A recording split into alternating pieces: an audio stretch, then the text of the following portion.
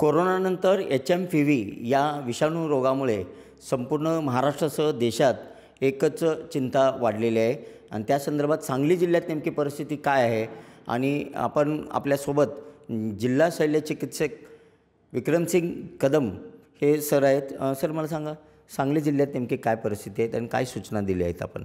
मी doctor Vikramsingh Kadam, जिल्हा शल्य चिकित्सक सांगली। गेल्या काही दिवसापासून महाराष्ट्रात आणि भारतामध्ये HMPV या विषाणूबद्दल एक चर्चा सुरू आहे आणि लोकांच्यामध्ये चिंतेचं वातावरण आहे।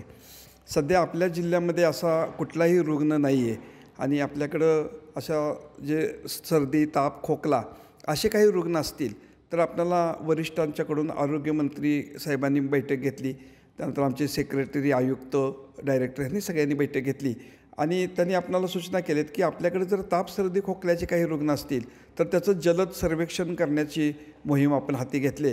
त्याप्रमाणे आम्ही आपल्या जिल्ह्यातील सगळ्या संस्थांना आम्ही एक तातडीनं असे जे काही सारीचे रुग्ण असतील त्यांचं सर्वेक्षण करावं, त्यांची तपासणी करावी, त्यांना उपचार करावेत आणि ज्यांना एखाद्या आरोग्य संस्थेत भरती करण्याची गरज आहे अशांना करावं, अशा सूचना आम्ही आमच्या सगळ्या वैद्यकीय अधीक्षक, वैद्यकीय अधिकाऱ्यांना आणि माननीय जिल्हा आरोग्य अधिकारी यांच्या वतीनं PSCच्या मेडिकल ऑफिसरना दिलेल्या आहेत। त्यामुळं आम्ही आपल्या जिल्ह्यामध्ये सध्या जरी रुग्ण नसला तर खबरदारी म्हणून आम्ही सर्वेक्षण सुरू केलेलं आहे। नागरिकांना काय आवाहन करतात? कारण जिल्ह्यात एक आणि संपूर्ण राज्यात परिस्थिती पाहिली तर कोरोनानंतर पुन्हा हा विषाणू आल्यामुळं नागरिकांच्यात एक भीतीचं वातावरण आहे। नागरिकांना काय तुम्ही सल्ला द्याल, काय आवाहन कराल?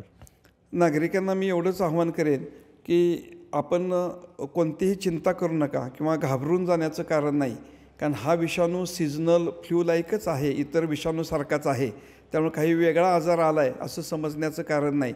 आपण ज्यावेळी कोविडमध्ये आपण ज्या प्रकारे काळजी घेत होतो त्याच प्रकारे आपण आता सध्या काळजी घ्यावी। उदाहरणार्थ आपणाला जर खोकला असेल, सर्दी असेल तर आपण मास्क लावावा किंवा खोकता शिंकताना आपण तोंडावर रुमाल पकडावा आणि जर आपल्याला सर्दी खोकला असेल तर असं आपण लोकांच्यामध्ये जाऊ नये, आपण थोडंसं विलगीकरणात राहिलेलं बरं आहे। त्याचबरोबर हस्तालुंदन असेल, एकच टिश्यू पेपर वापरणं असेल किंवा आपण रुग्णांनी डोळ्याला सारखा हात लावणे, अशा ज्या गोष्टी आपण कोविडमध्ये ज्या पाळल्या त्या जर आपण पाळल्या आणि किंवा महत्त्वाचं आहे की आपण सॅनिटायझर किंवा अल्कोहोल बेस्ड कुठलंही हे असेल, साबण असेल तर त्यांनी आपण हात स्वच्छ धुवावेत, एवढी काळजी लोकांनी या अनुषंगानं घ्यावी असं मी त्यांना आवाहन करतो। नक्कीच आपण पाहू शकता नागरिकांनी भीतीचं काही कारण नाही आहे।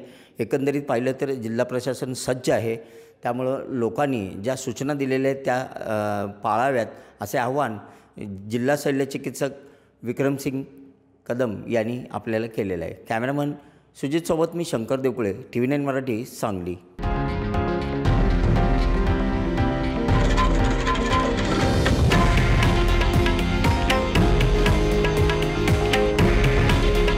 हे आहे देशातील नंबर 1 न्यूज नेटवर्क आणि आपण पाहत आहात TV9 मराठी। काळजी तुमची, हित महाराष्ट्राचं।